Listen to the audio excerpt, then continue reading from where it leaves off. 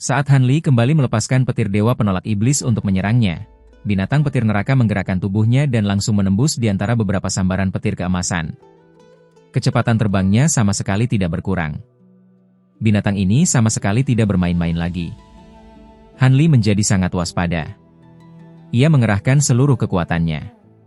Benang kristal wujudnya melesat di ruang kosong. Cahaya pelariannya muncul dan lenyap layaknya hantu. Meskipun begitu, hanya beberapa saat kemudian, binatang petir neraka sudah mengejarnya hingga tersisa jarak sekitar 300 meter di belakangnya. Di punggung binatang ini, cahaya petir menyatu dan sambaran petir melesat. Di antara sambaran petir perak yang menyatu itu, terbentuk sepasang sayap petir. Sayap ini memiliki panjang sekitar 6,6 meter. Permukaannya berwarna putih perak dan dipenuhi banyak simbol rahasia yang melayang. Begitu sayapnya mengepak pelan, terdengar suara gemuruh dari binatang petir dan tubuhnya tiba-tiba menjadi kabur. Pada detik berikutnya, pada jarak sekitar 30 meter di belakang Han Li, sambaran petir perak muncul bersamaan dengan bayangan binatang petir neraka. Sementara itu, bayangan di tempat asalnya hancur seperti buih. Teleportasi bayangan. Karena merasa ada yang aneh dengan bayangannya, Han Li menoleh saat terbang dan tepat melihat kejadian tersebut. Wajahnya menjadi sedikit pucat. Binatang ini ternyata memiliki teknik terbang yang sangat aneh. Hal ini sungguh di luar dugaannya sehingga hatinya menjadi tegang. Teknik terbang bayangan mungkin bukan yang tercepat di dunia, tetapi pasti menjadi yang paling langka dan penuh rahasia. Bahkan, tidak banyak orang di dunia yang pernah melihat langsung teknik terbang ini. Jika bukan karena Han Li pernah secara khusus mempelajari teknik pelarian petir miliknya sendiri di kota Tianyuan dan membaca kitab terkait yang dijual di kota tersebut, ia tidak akan langsung mengenali teknik terbang ini. Namun, saat ini bukan waktunya untuk terkejut.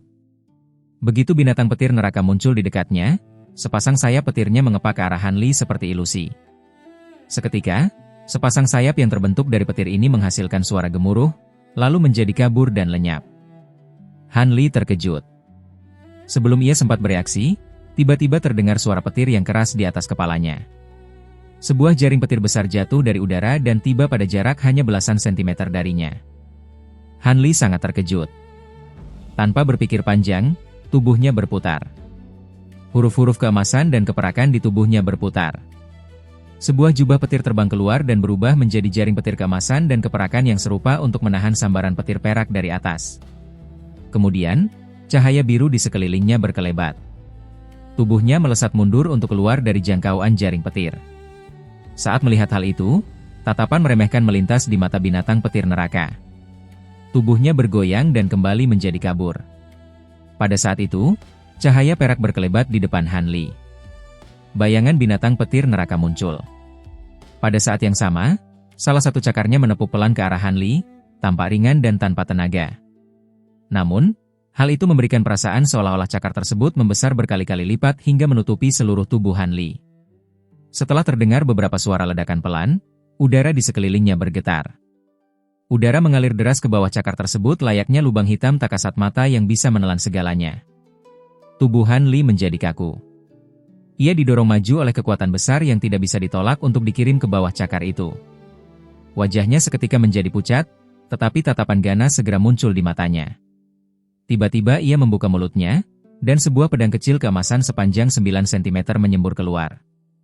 Dalam sekejap, pedang itu berubah menjadi cahaya pelangi keemasan yang memotong cakar binatang tersebut. Saat binatang petir neraka melihat hal itu, ia bukannya menarik cakarnya, melainkan malah menunjukkan tatapan jijik. Terdengar suara benturan logam yang keras. Cahaya pelangi keemasan meredup, kembali menjadi pedang kecil, lalu terpental. Sementara itu, cakar binatang tersebut bahkan tidak bergoyang dan sama sekali tidak terluka. Tidak hanya itu, cakar binatang yang lain menjulur secepat kilat. Dalam bayangan cakar yang kabur, ia langsung menangkap pedang kecil tersebut. Cahaya ganas muncul di mata binatang ini. Seketika, seluruh cakarnya menyala dan berubah menjadi warna perak murni. Cakarnya mengepal untuk menghancurkan pedang kecil keemasan itu. Binatang petir neraka sangat kuat sejak lahir, dan tubuhnya sangat kokoh setara pusaka tingkat puncak. Dengan kedua keunggulan tersebut, selama ini ia telah menghancurkan banyak pusaka milik lawan menggunakan sepasang cakarnya yang tajam. Namun sekarang, begitu cakarnya menekan ke bawah, ia mengira akan bisa menghancurkan pedang kecil itu dengan mudah seperti biasa. Akan tetapi, Setelah terdengar suara melengking seperti gesekan logam, pedang kecil keemasan itu meliuk dan bergetar di dalam cahaya perak. Meskipun cahaya sihirnya sedikit redup, pedang itu tetap utuh. Binatang ini terlalu meremehkan ketangguhan pedang awan lebah bambu hijau. Pedang ini telah dimurnikan oleh Han Li menggunakan beberapa bahan langka. Ketangguhan pedang ini bahkan sangat jarang ditemui di alam roh. Meskipun pedang kecil itu tidak bisa melukai tubuh binatang petir neraka, binatang ini juga tidak bisa menghancurkannya dalam waktu singkat. Binatang petir neraka ikut tertegun. Sebelum binatang itu sempat sadar dari rasa terkejutnya, cahaya keemasan tiba-tiba muncul di wajah Han Li yang sedang tertahan oleh cakarnya yang lain. Han Li berteriak keras. Cahaya keemasan terang menyala di tubuhnya, dan sisik yang menyerupai emas murni muncul di permukaan kulitnya. Pada saat yang sama, cahaya keemasan bergetar di punggungnya, lalu memunculkan sosok manusia keemasan dengan 3 kepala dan 6 lengan. Keenam lengannya mengulur keluar secara perlahan. Bersamaan dengan getaran ringan, ruang di dekatnya bergetar dengan aneh, seolah-olah permukaan air danau yang tenang sedang beriak. Dengan memanfaatkan celah kesempatan sekecil ini, Han Li mengepakkan kedua sayap di punggungnya. Embusan angin pelan bertiup, dan ia pun lenyap. Binatang petir neraka menggeram pelan. Cakarnya yang terangkat tiba-tiba mengepal dan meninju ke arah ruang kosong pada jarak 100 meter. Terdengar suara ledakan yang keras saat sebuah kekuatan tak kasat mata meledak. Kemudian, gelombang udara tak kasat mata menyebar bersamaan dengan suara dengungan keras. Bayangan kultivator terhuyung dan terpental secara paksa dari ruang kosong itu. Itu adalah Han Li yang menunjukkan ekspresi terkejut. Binatang ini bisa menghancurkan teknik teleportasinya dengan mudah. Kemampuannya sungguh sulit dibayangkan. Ia segera melesat mundur tanpa henti. Pada saat yang sama, salah satu lengan bajunya bergetar. Belasan bola bundar berwarna biru melesat menyebar ke arah binatang petir neraka. Itu adalah mutiara petir yang telah disempurnakannya dengan susah payah. Han Li melemparkan hampir sepertiga dari total mutiara petir miliknya secara bersamaan. Tindakan ini sungguh nekat. Binatang petir neraka melihat hal tersebut dan tatapan mengejek melintas di matanya. Tubuhnya kembali menjadi kabur, hendak menggunakan teknik teleportasi bayangan untuk melesat pergi. Namun pada saat itu, Han Li yang berada di kejauhan tiba-tiba menunjukkan ekspresi aneh. Salah satu tangannya membentuk segel sihir. Seketika, binatang petir neraka merasakan sakit yang luar biasa di bagian perutnya layaknya ditusuk pisau. Tubuhnya kembali terlihat jelas, dan teknik teleportasi bayangannya pun gagal digunakan. Akibat jeda keterlambatan ini, belasan bola bundar berwarna biru itu sudah tiba di dekatnya.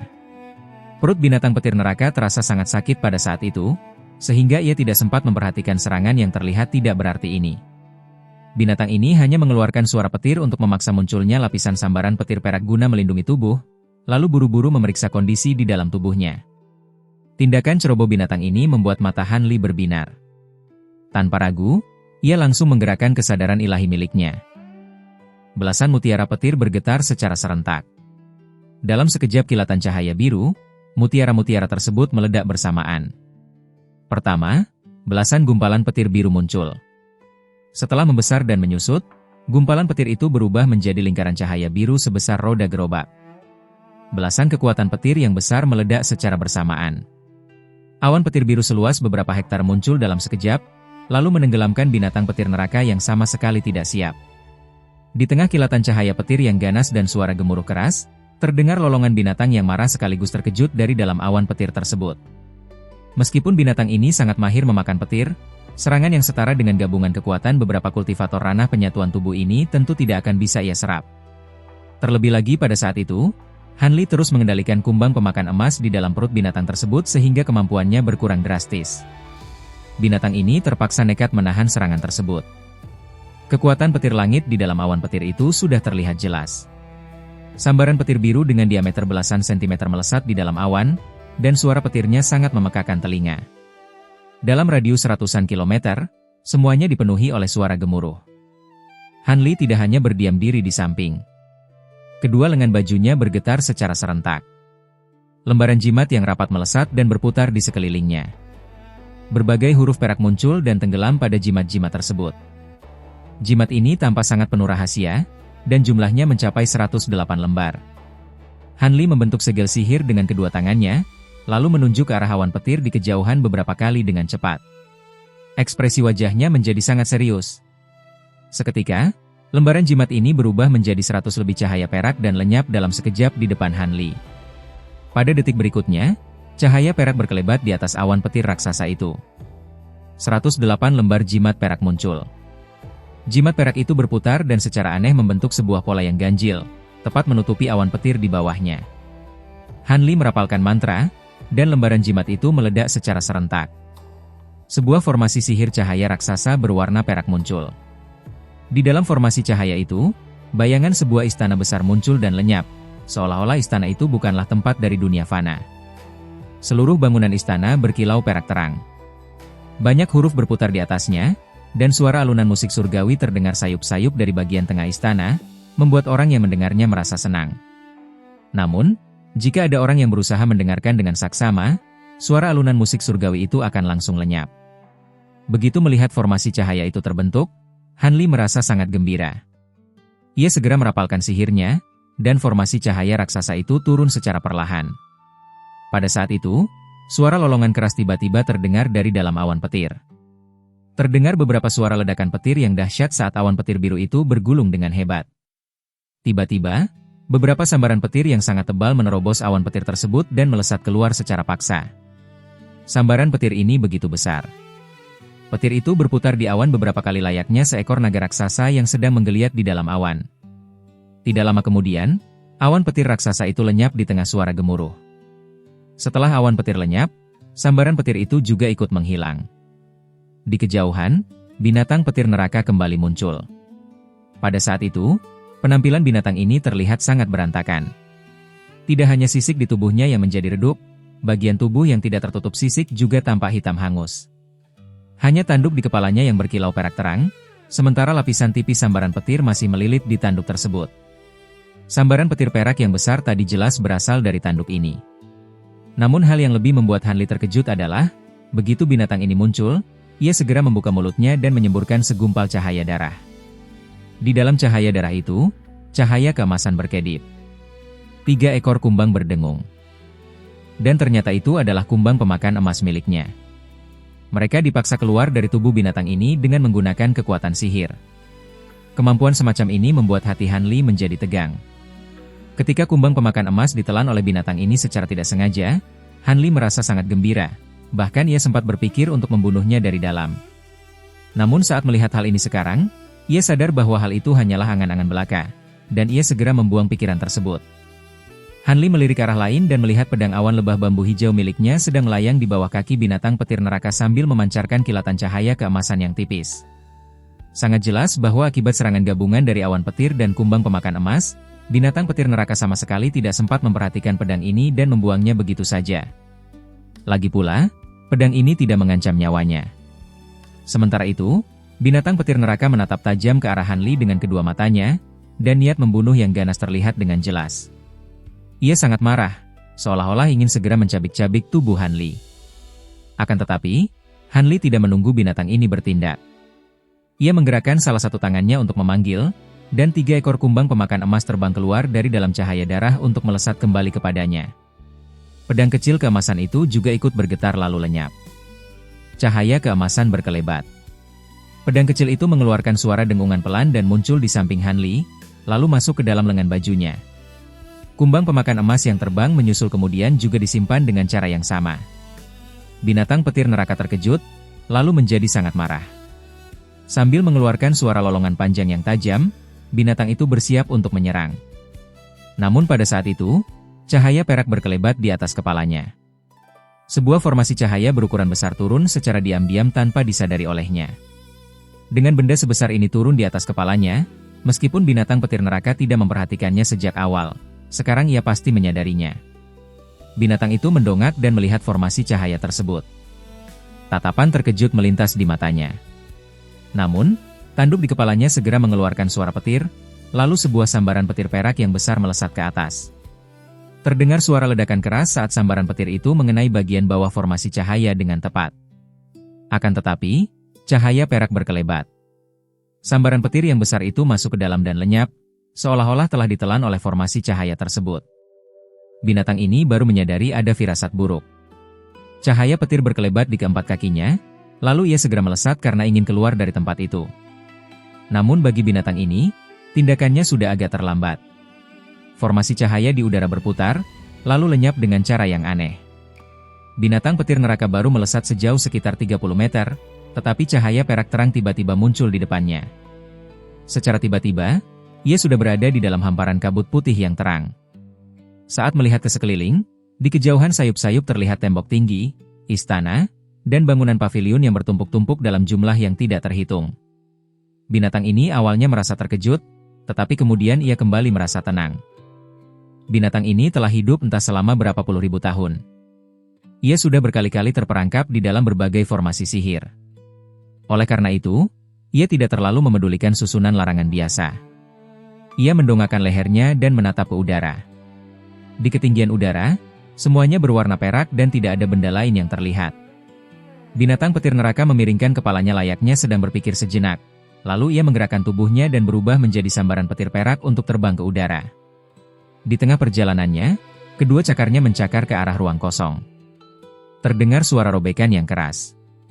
10 lebih cahaya cakar berwarna biru melesat dan mengenai lapisan cahaya perak di atasnya.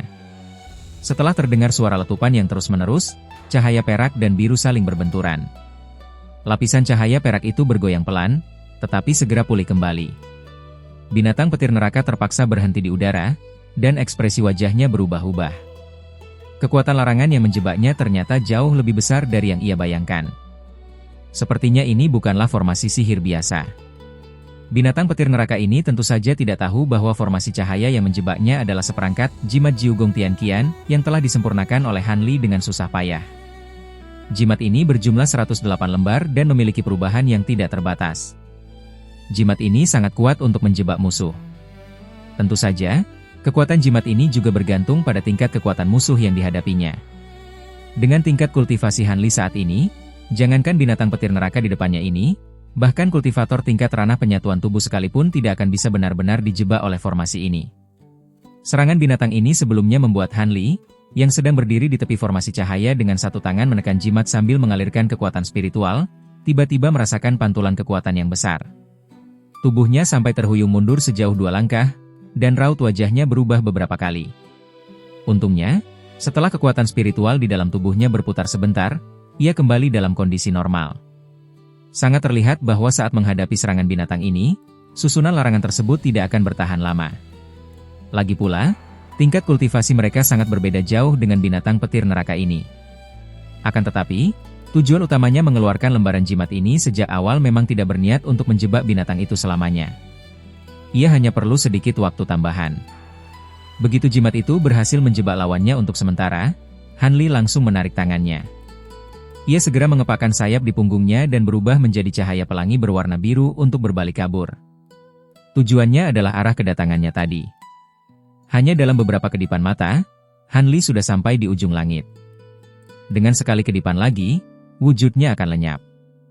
Namun pada saat itu, ekspresi Han Li tiba-tiba berubah.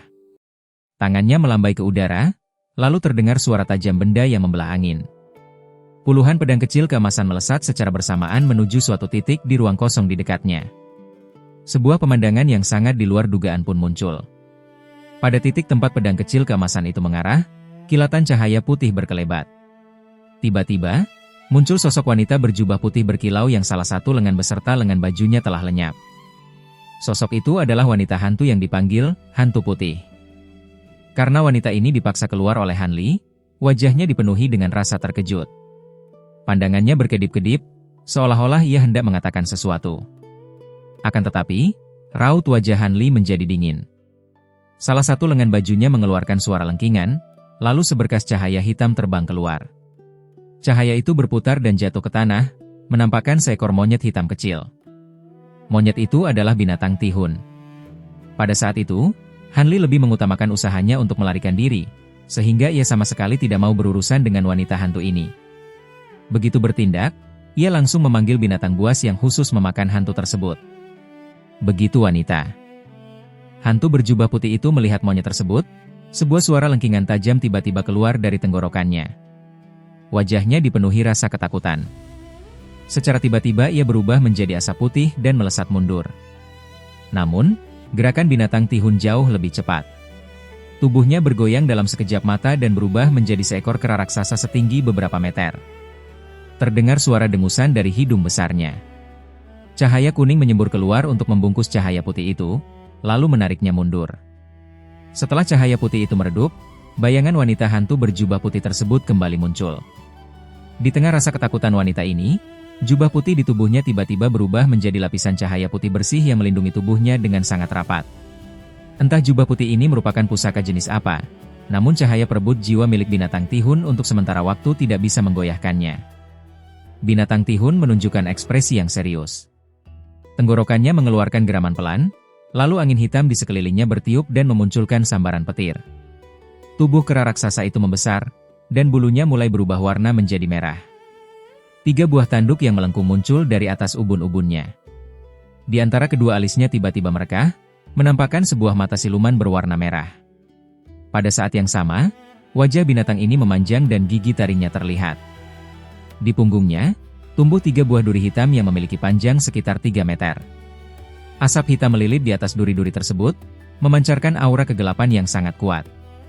Begitu melihat perubahan wujud binatang Tihun, wanita hantu berjubah putih itu menjadi semakin ketakutan. Tiba-tiba dari mulutnya keluar suara lengkingan yang panjang, lalu sebuah gelombang suara tak kasat mata melesat ke arah binatang Tihun dan Hanli. Namun, Hanli sudah bersiap menghadapi hal itu. Salah satu tangannya meraih bagian atas kepalanya. Seketika, cahaya berwarna abu-abu dan nyala api 5 warna menyembur keluar untuk melindungi dirinya dan binatang Tihun secara bersamaan. Berkat pertahanan ini, indera spiritual milik Hanli hanya terasa sedikit sakit, lalu kembali normal. Sementara itu, binatang Tihun sama sekali tidak terpengaruh oleh gelombang suara tersebut. Sebaliknya, aura yang ganas justru muncul di wajahnya. Mata siluman di antara alisnya perlahan terbuka. Terdengar suara letupan yang keras saat sambaran petir berdiameter belasan sentimeter menyembur keluar. Sambaran petir ini berwarna merah seperti darah, menembus tubuh wanita hantu berjubah putih yang tidak bisa bergerak di dalam kurungan cahaya perebut jiwa. Lapisan cahaya putih yang melindunginya sama sekali tidak bisa menahan sambaran petir darah ini. Setelah terdengar suara jeritan dari wanita hantu tersebut, sambaran petir darah melilit layaknya seekor ular, mengikat erat makhluk hantu ini, lalu menariknya mundur. Wanita hantu itu terseret mundur dan mengecil di dalam lilitan sambaran petir. Hanya dalam sekali kedipan mata, ia sudah berada di depan mulut besar binatang Tihun dan langsung ditelan dengan rakus. Terdengar suara dentingan saat binatang Tihun memuntahkan sesuatu dengan raut wajah berkerut. Ternyata, benda itu adalah sebuah papan giok berwarna hitam. Hanli meraih papan giok itu dengan salah satu tangannya. Setelah membalik dan mengamati benda itu sebentar, ia bergumam pelan, "Jimat 10.000 li." Meskipun bentuk jimat itu sedikit berbeda dengan milik ras manusia, Hanli tetap bisa mengenali kegunaannya. Ia merasa sedikit heran, lalu menunjukkan raut wajah merenung. Tiba-tiba, terdengar suara gemuruh dari arah formasi sihir cahaya di kejauhan. Suara lolongan yang sangat marah terdengar sayup-sayup dari dalam formasi tersebut. Tubuh Hanli bergetar, lalu ia buru-buru melambaikan tangannya ke arah binatang Tihun. Binatang itu segera mengecil dan berubah menjadi seberkas cahaya hitam yang masuk ke dalam lengan baju Hanli. Pada saat yang sama, Hanli menghentakkan kakinya ke tanah. Tubuhnya berguling, lalu secara tiba-tiba wujudnya berubah menjadi seekor rok hijau. Ia pun terbang dengan sangat cepat ke kejauhan layaknya embusan angin dan kilatan petir. Burung besar itu berubah menjadi seberkas cahaya biru di udara. Sekali mengepakkan sayap, burung itu langsung melesat sejauh puluhan meter. Kecepatannya sangat luar biasa dan sangat tinggi. Di dalam tubuh Hanli yang telah berubah wujud menjadi burung besar itu, teknik perluasan jiwa sedang mengalir dengan cepat. Ia menggunakan kesadaran ilahi miliknya yang kuat untuk membungkus secara paksa jejak dari keempat Raja Siluman. Namun, jejak keempat Raja Siluman ini sangat kuat. Walaupun ia menggunakan beberapa teknik rahasia dari kitab suci Dayan dan meminjam kekuatan ras Tianpeng setelah mengubah wujudnya, ia hanya bisa menutupi jejak tersebut untuk sementara waktu. Ia memperkirakan jejak itu akan menembus pertahanannya dan kembali muncul paling lama dalam waktu 1 hari 1 malam. Hanli melakukan hal ini tentu saja agar Liu Zhu dan para Raja Siluman lain mengira bahwa dirinya sudah mati. Hal ini akan memudahkan tindakan Hanli selanjutnya. Hal yang harus ia lakukan sekarang adalah segera menyelamatkan Yuan Yao dan Yan Li dari tangan nenek hantu. Setelah itu, ia akan mencari tempat jin untuk membiarkan kedua wanita tersebut menghilangkan jejak yang ada di tubuhnya. Dengan cara itu, ia bisa benar-benar melepaskan diri dari masalah besar ini. Dalam keadaan normal, Hanli tentu saja tidak akan bisa melakukan hal ini. Tetapi, ceritanya akan berbeda dengan adanya bantuan dari binatang petir neraka sebagai penyamaran. Jika dihitung, waktu yang ia berikan kepada para raja siluman itu tidak terlalu lama. Mereka seharusnya baru saja masuk ke tempat yang disebut Tanah Kolam Dewa. Walaupun para raja siluman itu tahu binatang ini sudah kembali, mereka pasti tidak akan pergi begitu saja karena susu ilahi sungai neraka sangat penting bagi mereka. Saat binatang petir neraka berhasil keluar dari jimat Jiugong Tianqian dan kembali ke sarangnya dengan marah, binatang itu akan langsung menghalangi jalan dari para raja siluman. Dengan cara mengalihkan bahaya tersebut, Hanli masih memiliki peluang yang besar untuk menyelamatkan Yuan Yao dan Yan Li asalkan ia tidak bertemu langsung dengan Liu Zhu, Mu Qing, dan yang lainnya. Hanli berpikir dengan cepat. Dalam wujud ras Tianpeng, ia terbang dengan cepat untuk kembali ke arah asalnya. Ketika ia hampir masuk kembali ke wilayah pegunungan abu-abu itu, tiba-tiba terdengar suara letupan pelan dari tubuh burung besar tersebut. Cahaya biru menyala terang, dan burung besar itu kembali berubah menjadi wujud manusia. Hanli mengibaskan lengan bajunya. Sebuah plakat giok putih melesat keluar, lalu berputar dan jatuh ke telapak tangannya. Di atas papan giok itu terdapat ukiran gambar 9 kotak yang besar. Namun, papan giok tersebut sekarang sudah retak dari bagian tengah dan terbelah menjadi banyak potongan. Ekspresi wajah Hanli sedikit berubah. Ia secara tidak sadar menoleh ke belakang sebentar, lalu menyimpan papan giok tersebut. Satu tangannya yang lain mengusap gelang penyimpanan miliknya. Diikuti dengan cahaya spiritual yang menyala, selembar jimat berwarna ungu dengan tulisan misterius muncul di tangannya.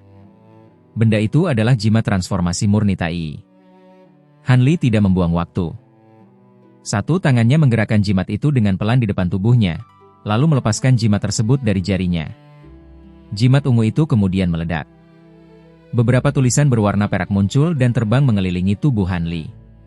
Setelah terdengar beberapa suara letupan pelan, tulisan-tulisan perak itu berubah menjadi gumpalan kabut perak yang langsung menutupi tubuh Hanli dalam waktu singkat. Beberapa saat kemudian, kabut perak itu menghilang. Tempat itu sekarang menjadi kosong. Hanli sudah menyembunyikan wujud tubuhnya dan perlahan-lahan turun ke bawah. Pada akhirnya, ia bersembunyi di bawah sebuah pohon besar sambil mendongak dan menatap langit tanpa bersuara. Sekitar belasan menit kemudian, dari ujung langit terdengar suara petir yang menggelegar pelan. Tidak lama setelah itu, cahaya petir menyala di udara. Binatang petir neraka yang tertutup oleh sambaran petir melesat dari udara di dekat tempat itu. Binatang tersebut sama sekali tidak menyadari keberadaan Hanli yang sedang bersembunyi di bawah pohon. Setelah beberapa detik, kilatan petir perak itu menghilang di ujung langit. Mata Hanli berkedip. Ia tetap bersembunyi di bawah pohon besar itu tanpa bergerak sedikit pun. Setelah lewat sekitar setengah jam, Hanli merasa bahwa waktunya sudah cukup, sehingga ia menggerakkan bahunya. Cahaya perak menyala, dan wujud tubuhnya perlahan-lahan kembali muncul.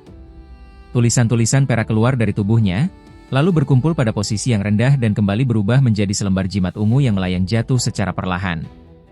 Hanli menggerakkan satu tangannya untuk memanggil jimat tersebut. Jimat ungu itu kemudian berubah menjadi seberkas cahaya ungu yang masuk ke dalam lengan bajunya. Setelah itu, cahaya biru di tubuhnya menyala. Ia kembali berubah menjadi seberkas cahaya biru yang terbang lurus menuju ujung langit. Arah terbangnya sama persis dengan arah pergi binatang petir neraka tadi. Tidak lama kemudian, Hanli telah kembali ke tempat lapisan cahaya hitam yang sebelumnya. Saat cahaya terbangnya mulai meredup dan ia melayang di udara yang dekat dengan tanah untuk melihat ke bawah, ekspresi wajahnya sedikit berubah. Terlihat di bawahnya, bau hangus tercium di udara. Ribuan mayat makhluk hantu memenuhi tanah di sekitarnya. Sebagian besar mayat itu berwarna hitam gosong, terlihat seperti baru saja disambar oleh petir. Sementara itu, angin dingin berputar di sekelilingnya bersama dengan sisa gelombang energi larangan yang sangat kuat. Tempat itu terlihat seperti sebuah formasi larangan yang baru dipasang setengah jalan, lalu dihancurkan secara paksa. Hanli menunjukkan sedikit ekspresi terkejut, yang kemudian berubah menjadi sedikit bingung. Ia tentu saja tidak tahu mengenai kelompok boneka lapis baja darah dan rombongan lain yang sedang mengejarnya dari belakang. Setelah binatang Tihun menelan hantu putih, para makhluk hantu ini sama sekali tidak tahu bahwa binatang petir neraka akan kembali secepat itu.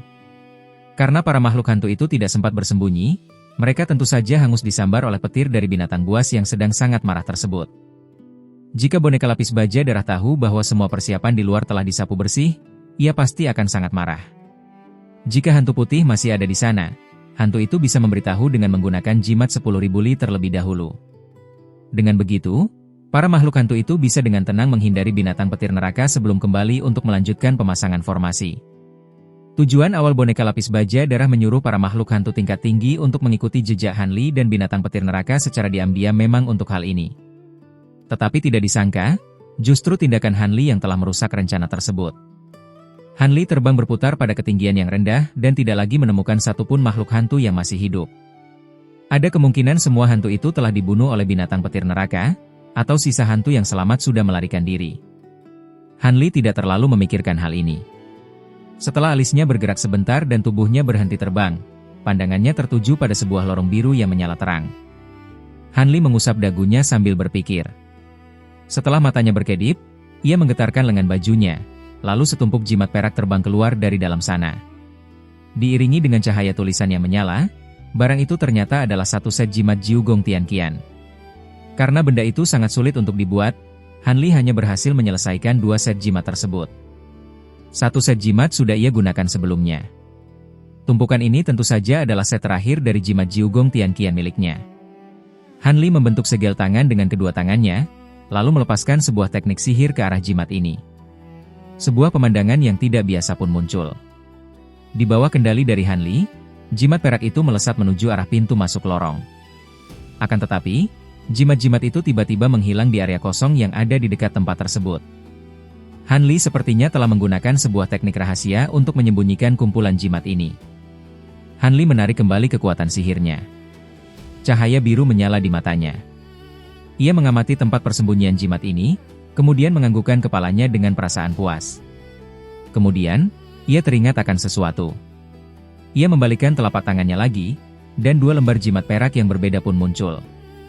Hanya saja, 2 lembar jimat ini sangat berbeda dengan jimat Jiu Gong Tian Qian yang sebelumnya. Tidak ada tulisan menyala di atas kertasnya, melainkan terdapat ukiran tipis berbentuk bayangan manusia. Wajah bayangan itu terlihat buram, dan masing-masing dari mereka memakai sebuah baju pelindung berwarna emas. Satu bayangan di atas jimat perak itu memegang sebuah tombak emas yang panjang.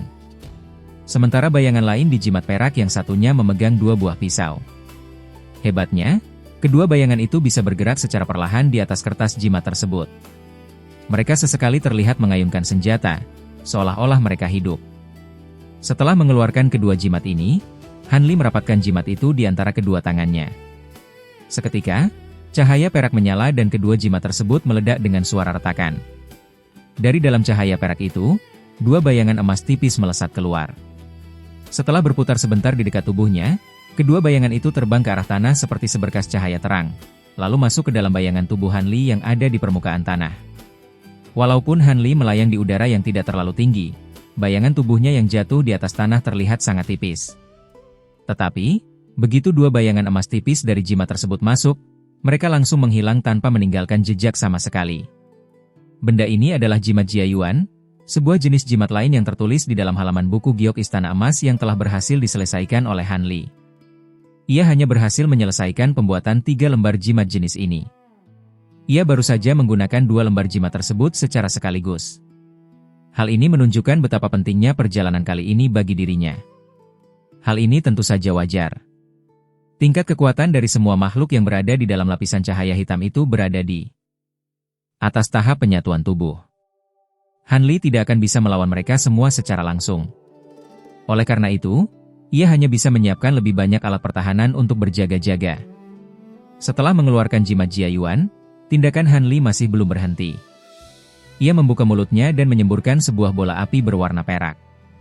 Setelah berputar sebentar, bola api itu berubah wujud menjadi seekor burung api pemakan roh yang ukuran tubuhnya terus bertambah besar. Kemudian, Han Li menjulurkan tangannya. Belasan buah mutiara petir berwarna biru melesat keluar dan langsung ditelan oleh burung api perak tersebut dalam satu kali gigitan. Burung api ini lalu berputar, terbang masuk ke dalam sebuah pohon besar yang ada di dekat sana, kemudian menghilang dari pandangan. Setelah melakukan semua persiapan ini, Han Li menghela napas panjang untuk menenangkan pikirannya. Satu tangannya bergerak, dan di sela-sela jarinya kembali muncul selembar jimat berwarna ungu. Setelah ia menggoyangkan jimat itu, wujud tubuhnya tertutupi oleh gumpalan kabut dan berubah menjadi tidak terlihat. Hanli melayang secara perlahan menuju pintu masuk berwarna biru yang terlihat sangat berbahaya tersebut, lalu masuk ke dalamnya tanpa mengeluarkan suara sama sekali. Begitu ia berhasil melewati dan keluar dari lapisan cahaya hitam itu, Hanli melihat ke sekelilingnya sebentar, dan alisnya langsung berkerut. Keadaan di sekelilingnya sangat gelap dan tidak ada cahaya. Hanya pada beberapa tempat yang dekat dan jauh saja, terdapat beberapa bongkahan batu biru yang memancarkan cahaya tipis. Pemandangan ini membuat Hanli hampir mengira bahwa ia telah kembali masuk ke dalam jurang. Namun, karena ia menggunakan kemampuan mata spiritualnya, ia tentu saja tidak mempermasalahkan kegelapan ini. Hanli menyipitkan matanya dan bisa melihat semua hal yang ada di sekitarnya dengan jelas. Keadaan di sekitarnya terlihat sangat tandus. Di atas tanah itu, selain terdapat beberapa bongkahan batu dengan berbagai macam ukuran, tidak ada pemandangan lain yang terlihat. Bahkan jika ia melihat ke arah yang jauh, tidak terlihat adanya satupun pohon yang tinggi. Walaupun sesekali terlihat ada rumput yang tumbuh, tanaman itu hanya berupa semak-semak yang berukuran pendek. Hanli menarik napas beberapa kali dan merasakan jumlah energi spiritual yang sangat padat di udara sekitarnya. Hal ini membuatnya merasa sedikit terkejut di dalam hati. Akan tetapi, ia tidak berdiam terlalu lama di depan pintu masuk tersebut. Tubuhnya langsung terbang melaju ke arah depan. Walaupun ia tidak tahu letak pasti dari lokasi kolam suci itu, biasanya terbang mencari ke arah pusat dari formasi larangan adalah tindakan yang tepat. Walaupun wujud tubuhnya tidak terlihat, kecepatan terbang Hanli tetap saja tidak melambat. Jarak sejauh puluhan kilometer berhasil ia tempuh dalam waktu yang sangat singkat. Hasilnya, mata Hanli berbinar terang. Pada jarak yang jauh dan gelap itu, terlihat keberadaan sebuah bangunan yang bentuknya mirip seperti sebuah istana meskipun tampilannya tidak terlalu jelas. Bangunan ini tidak terlalu tinggi karena hanya memiliki tinggi sekitar puluhan meter. Selain itu, bangunan tersebut sepertinya dibangun dari tumpukan batu biasa yang kasar. Walaupun begitu, hal ini sudah cukup untuk membuktikan bahwa Hanli tidak mencari ke tempat yang salah. Hanli segera menggunakan teknik sihirnya untuk terbang dengan cepat menuju bangunan istana tersebut. Pintu masuk dari istana tersebut adalah sebuah gerbang berbentuk persegi dengan tinggi mencapai 33 meter. Pintu batunya yang berwarna hitam terlihat terbuka lebar ke arah luar. Kesadaran ilahi milik Hanli secara tidak sadar menyapu keadaan di dekat pintu gerbang tersebut. Tiba-tiba, cahaya aneh menyala di matanya dan laju terbang tubuhnya langsung berhenti. Di kedua sisi dari pintu batu ini, masing-masing terdapat aura dingin yang cukup kuat. Sepertinya terdapat 2 ekor makhluk hantu tingkat tinggi yang sedang bersembunyi di tempat itu. Hanli merasa sedikit terkejut. Tetapi saat mengingat kembali keberadaan ribuan mayat makhluk hantu di dekat pintu masuk sebelumnya, ia sedikit mengerti mengenai situasi yang ada di tempat ini. Hanli tentu tidak ingin ada faktor tak terduga yang memengaruhi rencananya, sehingga niat membunuh pun muncul di dalam benaknya. Ia lalu menggunakan kesadaran ilahi miliknya untuk memanggil gelang binatang roh. Terdengar suara auman kera, lalu seberkas cahaya hitam melesat keluar dari ruang kosong menuju ke salah satu sisi pintu istana. Sementara itu, Hanli menggerakkan tubuhnya untuk keluar dari wujud transparan dan bergerak menuju sisi yang lain. Terdengar 2 seruan terkejut dari kedua sisi pintu batu tersebut. Di satu sisi, angin dingin bertiup kencang dan memunculkan sesosok tengkorak besar yang memiliki 2 buah kepala. Di sisi yang lain, bau busuk menyebar di udara. Seekor mayat hidup berbulu putih dengan mata berwarna merah darah menampakkan dirinya. Di punggung mayat hidup ini terdapat sepasang sayap berwarna hijau yang terlihat sangat busuk. Cahaya hitam menyala, dan seekor kera raksasa pun muncul. Tanpa mengeluarkan suara, hidung besar kera itu mendengus pelan. Seberkas cahaya kuning menyembur keluar dan melesat menyapu ke arah tengkorak berkepala 2 tersebut. Tengkorak itu mengeluarkan suara tawa yang aneh. Kedua lengannya bergerak dengan sangat cepat hingga terlihat buram. Bayangan cakar memenuhi udara diiringi dengan suara gesekan yang nyaring.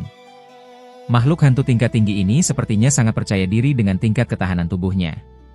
Makhluk itu berniat merobek cahaya penarik jiwa tersebut dengan menggunakan tangan kosong, berbeda dengan makhluk wanita berjubah putih sebelumnya yang memilih untuk mundur ketakutan.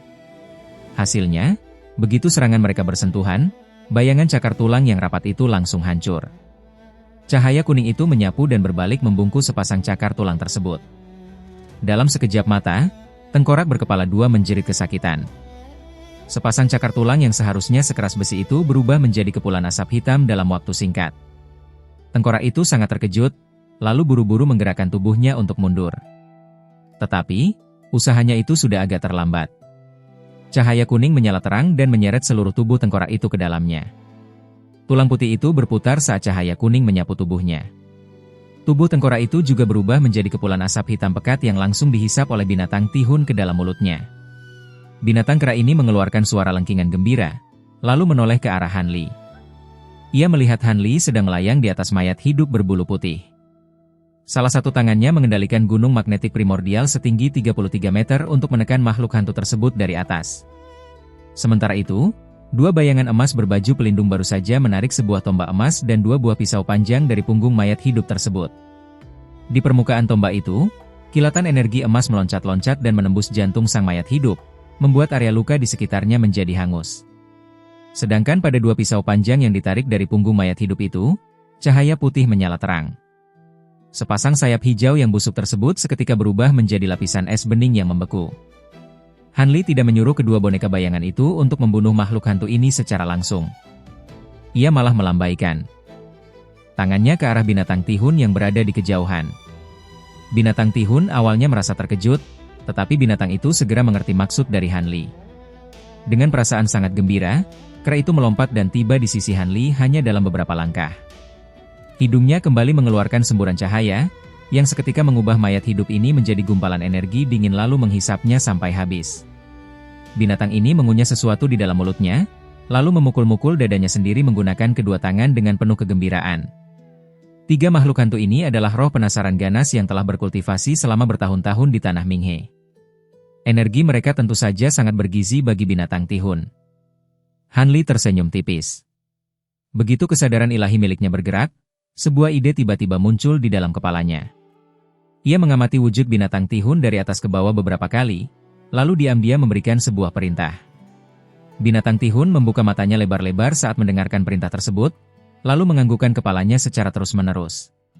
Setelah binatang itu melakukan gerakan jungkir balik di tempat, cahaya hitam menyala di sekujur tubuhnya. Wujudnya lalu berubah menjadi binatang petir neraka yang memiliki tanduk di kepala dan kilatan petir di keempat kakinya. Wujudnya itu ternyata sangat mirip dengan binatang petir neraka yang hampir menelan dirinya tadi, hanya saja ukuran tubuhnya jauh lebih kecil. Han Li tertawa pelan. Ia melambaikan tangannya ke arah binatang petir neraka yang merupakan wujud penyamaran dari binatang tihun tersebut. Ukuran binatang itu lalu menyusut hingga menjadi sebesar kepalan tangan, kemudian melompat masuk ke dalam lengan baju Han Li.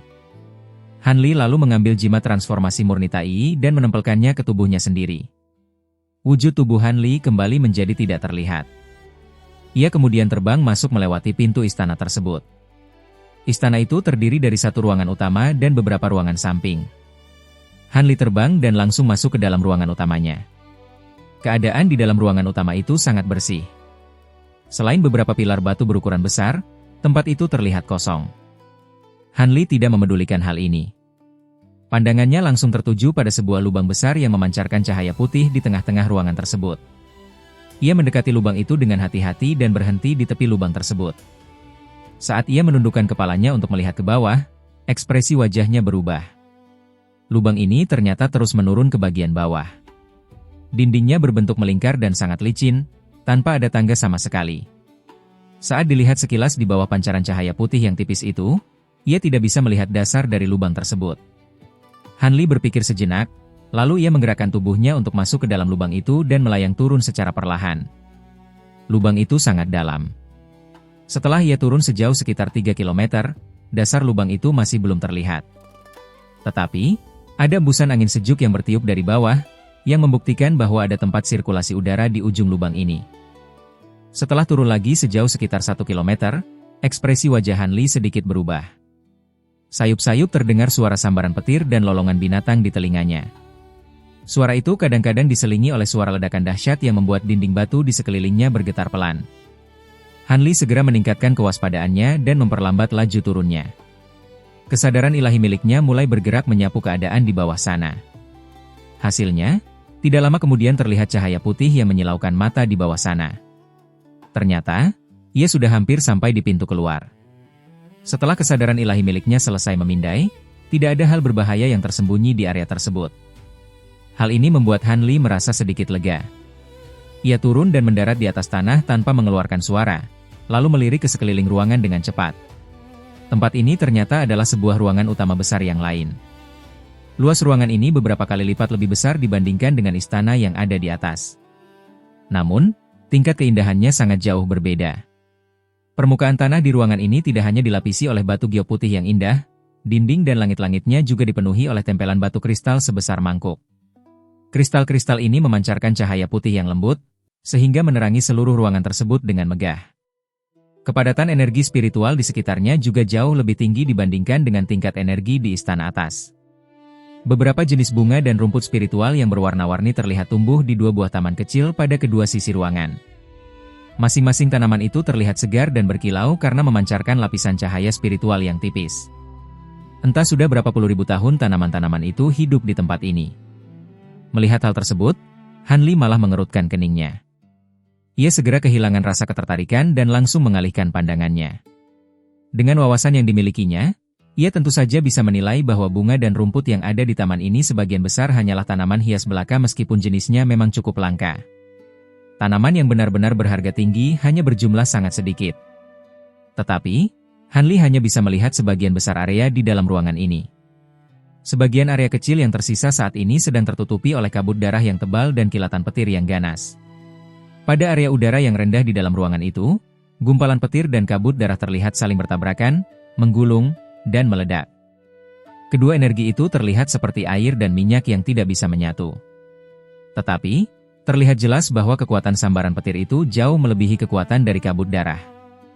Jika kabut darah itu tidak didukung oleh hembusan angin dingin dan sesekali dibantu oleh kilatan benang hijau yang melesat keluar, pertahanan kabut darah itu mungkin sudah hancur sejak tadi. Walaupun begitu, sambaran petir perak yang bergemuruh itu tetap bisa menjelma menjadi bola-bola petir sebesar kepalan tangan. Bola-bola itu kemudian menyebar dan meledak secara bersamaan, sehingga membuat kabut darah menjadi hancur dan terlihat terdesak mundur. Keadaan di dalam kabut darah itu tidak terlihat dengan jelas, tetapi sepertinya monster tua di Sue dan Raja Siluman yang lain sedang bergabung untuk melakukan pertahanan. Sementara itu di seberangnya, di dalam gelombang petir itu, sosok dua ekor binatang bertanduk terlihat muncul dan tenggelam. Kedua binatang itu terus-menerus mengaum dan memfokuskan kekuatan petir untuk melakukan serangan bertubi-tubi, seolah-olah dua ekor binatang petir neraka sedang mengerahkan seluruh kemampuan mereka. Pantas saja kekuatan gabungan dari beberapa orang Raja Siluman masih belum bisa menandingi serangan tersebut. Han Li merasa terkejut di dalam hati. Setelah mengamati medan pertempuran itu selama beberapa saat, pandangannya jatuh ke area bawah, dan pupil matanya langsung menyusut. Tepat di bawah medan pertempuran tersebut, terdapat sebuah kolam hijau kecil dengan lebar beberapa meter. Di atas kolam itu, kabut putih berputar mengelilingi energi spiritual yang berlimpah, dengan samar-samar terlihat seberkas cahaya merah yang menembus dari dalamnya. Apakah ini yang disebut sebagai susu ilahi sungai neraka? Han Li berpikir dengan cepat. Tetapi ia tidak mengamati kolam itu terlalu lama, dan kembali mencari keadaan di sekelilingnya dengan saksama. Hasilnya, pencariannya langsung membuahkan hasil. Di sudut terpencil pada ruangan di seberang medan pertempuran itu, ia melihat Yuan Yao dan Yan Li sedang berdiri terdiam. Wajah mereka terlihat kaku, sepertinya mereka sama sekali tidak peduli dengan pertarungan sengit yang sedang terjadi di dekat mereka. Han Li pernah melihat kondisi mereka ketika berada di dalam larangan. Ia tentu saja tahu bahwa kesadaran kedua wanita itu masih terjaga, hanya saja tubuh mereka tidak bisa bergerak sendiri. Ia cukup yakin bahwa dirinya memiliki kemampuan untuk mematahkan larangan semacam itu. Melirik ke arah medan pertempuran yang sedang menghalangi jalannya, Han Li segera menekan perasaan gembiranya, dan kembali mengamati keadaan di sekeliling ruangan tersebut dengan hati-hati. Ia tidak lupa bahwa ada makhluk hantu lain yang sudah masuk melewati lapisan cahaya hitam yang ada di luar. Ada kemungkinan bahwa makhluk hantu tingkat tinggi yang menjaga pintu istana bawah tadi bukan satu-satunya penyusup di tempat ini. Ia tentu saja tidak ingin diserang dari belakang saat sedang beraksi. Sebelum berhasil menemukan keberadaan makhluk hantu yang bersembunyi tersebut, ia memutuskan untuk tidak melakukan pergerakan. Kesadaran ilahi miliknya ia lepaskan secara diam-diam. Tetapi, selain gelombang medan pertempuran tadi, ia tidak menemukan adanya keanehan lain di ruangan tersebut. Han Li kembali mengerutkan kening. Pikirannya berputar dengan cepat. Seberkas cahaya biru yang tipis terlihat melintas sekilas di matanya. Di tempat berbahaya seperti ini, ia tidak berani menggunakan kekuatan mata spiritual secara penuh. Ia hanya berani menggunakan sedikit kekuatannya untuk melihat sekilas. Usahanya membuahkan hasil. Ia akhirnya menemukan sesuatu di sudut ruangan yang posisinya paling jauh dari area medan pertempuran. Di tempat itu, terdapat gumpalan kabut hijau yang sangat tipis. Bahkan di bawah pandangan mata spiritual, gumpalan itu tetap terlihat tipis seolah-olah sepenuhnya transparan. Apakah ini wujud dari makhluk hantu yang menyusup itu? Han Li segera waspada. Setelah berpikir sejenak, ia nekat mengalirkan kekuatan pada cahaya biru di matanya sebentar agar ia bisa melihat wujud asli dari penyusup ini. Hasilnya, di dalam kabut hijau itu, ia melihat seberkas cahaya hitam. Ia juga melihat sebuah bola bundar yang terlihat seperti batu kristal sedang melayang dan berputar dengan sangat lambat. Tepat setelah Han Li melihat benda ini, bola bundar itu tiba-tiba berhenti berputar. Pada permukaan benda itu muncul seberkas cahaya hijau tipis yang menyala, tetapi langsung menghilang dalam waktu singkat. Ekspresi wajah Han Li kembali berubah. Cahaya biru di matanya langsung menghilang. Ia samar-samar merasa bahwa saat ia menemukan bola bundar tersebut, benda itu juga dengan cepat menyadari bahwa dirinya sedang diamati. Namun, ia yakin bahwa refleksnya cukup cepat karena ia memutuskan penggunaan mata spiritual miliknya dengan tegas. Lawan tidak akan sempat mendeteksi posisi keberadaannya. Walaupun kesadaran ilahi milik lawannya itu kuat, di dalam situasi dan kondisi seperti ini, mana mungkin lawan berani menyebar kesadaran ilahi miliknya untuk mencari posisi Han Li. Jika ia menggunakan kekuatan kesadaran ilahi yang lemah, energi itu tentu saja tidak akan bisa menembus teknik penyamaran dari jimat transformasi murni Tai. Namun, jika ia menggunakan kekuatan yang terlalu kuat, para raja siluman dan binatang petir neraka yang sedang bertarung pasti akan segera menyadarinya. Ia yakin bahwa makhluk hantu penyusup ini tidak akan melakukan tindakan bodoh seperti itu. Benar saja, beberapa saat kemudian, sebuah gelombang kesadaran ilahi yang sangat tipis menyapu tempatnya berdiri. Namun, karena tidak menemukan adanya keanehan, gelombang energi itu kemudian beralih menyapu ke tempat lain. Han Li merasa sedikit lega dan akhirnya bisa kembali tenang. Tetapi, sebelum ia sempat memikirkan cara untuk membawa kedua wanita itu pergi secara diam-diam, tiba-tiba terdengar suara lolongan nyaring dari arah kabut darah di ruangan itu. Keadaan pertempuran tiba-tiba berubah. Kabut darah itu bergulung saat cahaya berwarna ungu kemerahan menyala terang. Sebuah sosok bertubuh kekar membesar dengan sangat cepat.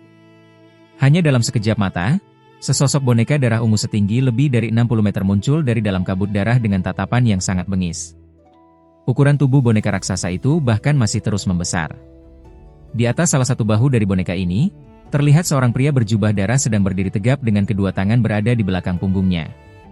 Segera setelah boneka darah ungu muncul, keenam matanya serentak berputar dan memancarkan cahaya darah yang aneh. Tiba-tiba, kedua tangannya menggapai udara kosong. Sebuah kapak darah raksasa muncul di tangannya, lalu kapak itu ditebaskan ke depan. Kapak raksasa itu jatuh dengan sangat berat. Sebelum kapak itu mengenai apapun, tekanan angin yang sangat besar sudah menyambar. Tekanan ini membuat sambaran petir perak di bawahnya bergoyang hebat, seolah-olah petir itu hendak dibelah secara paksa. Suara auman binatang buas terdengar keras dari dalam cahaya petir. Sambaran petir di bawahnya seketika bergerak lincah.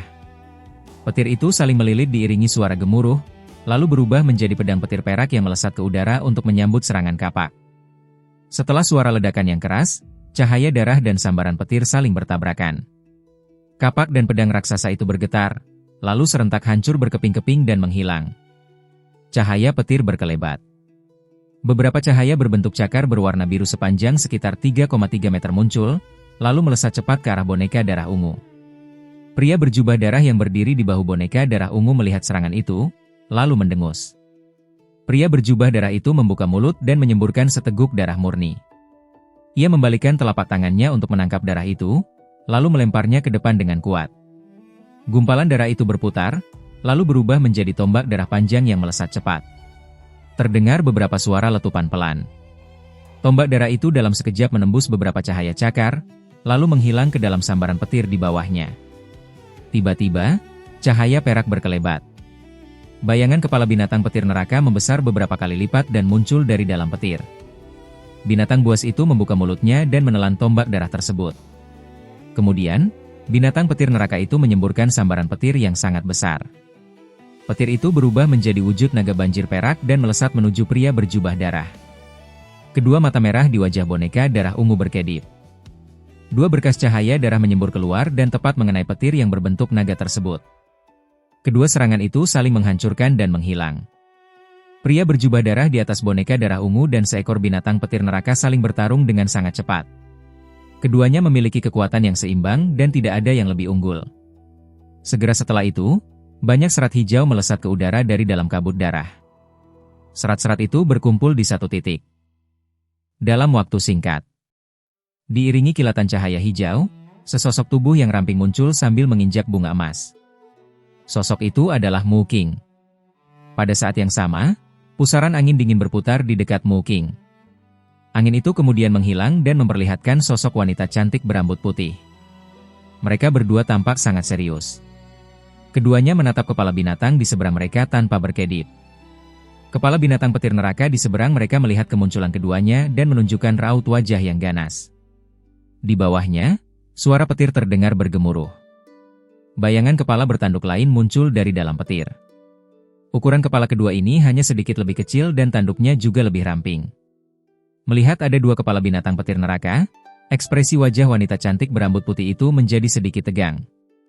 Wanita cantik berambut putih itu berkata, ternyata ada dua binatang petir neraka di tempat ini. Pantas saja rekan Daoju bisa tewas dengan mudah di masa lalu, meskipun ia memiliki kekuatan yang hebat. Apa gunanya membicarakan hal itu sekarang?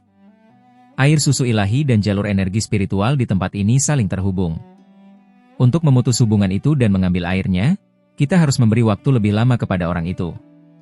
Kita bertiga hanya bisa bertarung dengan sekuat tenaga, ucap pria berjubah darah sambil mendengus kasar. Nada suaranya terdengar sedang kesal. Mu Qing dan wanita cantik berambut putih itu saling berpandangan. Sikap marah dari pria berjubah darah itu bisa dipahami. Siapapun yang tiba-tiba mengetahui bahwa tubuh klon yang dia tinggalkan di luar telah dihancurkan, pasti akan merasa sangat marah. Rekan Dao Disue, sudah cukup lama sejak tubuh klon milikmu yang ada di luar dihancurkan. Hal itu juga terjadi sebelum binatang petir neraka kedua kembali ke tempat ini. Ternyata, selain dua binatang petir neraka ini, pasti ada sosok lain di sini. Mungkin sosok itu sedang menunggu di luar untuk menyergap kita, atau dia sudah menyusup ke dalam tempat ini. Bisa jadi sosok itu sedang memperhatikan kita yang sedang bertarung sengit dengan kedua binatang petir neraka ini, ucap Mu Qing perlahan dengan tatapan mata yang tajam. Meskipun kita mengetahui hal itu, apa yang bisa kita lakukan? Menghadapi kedua binatang petir neraka ini saja sudah sangat merepotkan, kita tidak punya waktu untuk memperhatikan hal yang lain. Hal yang membuatku heran adalah aku tidak bisa merasakan jejak keberadaan kultivator bermargahan itu. Ternyata dia benar-benar telah dibunuh oleh binatang petir neraka yang lain. Sungguh disayangkan, ucap wanita cantik berambut putih itu sambil menghela napas.